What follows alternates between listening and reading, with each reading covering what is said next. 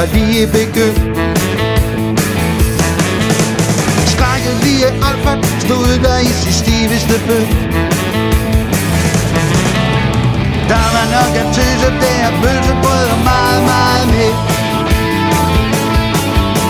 Og hele salen kom derop, og der kom stadig flere og flere. Det var Inga og Katinka,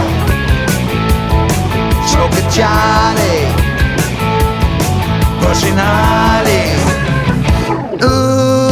Det var lørdag aften, og ballet det var godt i gang.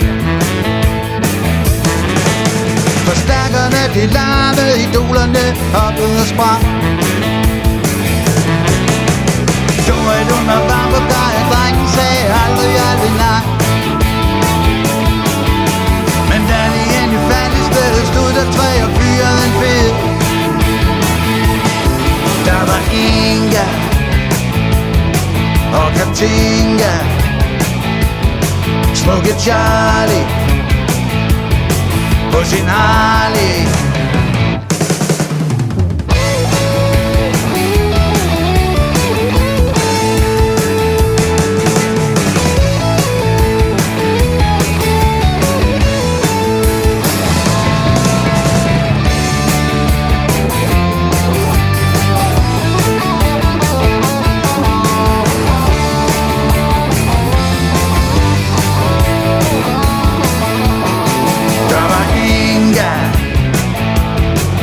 Katinka,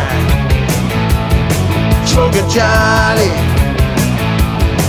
på sin Harley. Det var lørdag aften, og ballet det var næsten forbi. Kys og sympati og en smule jalousi.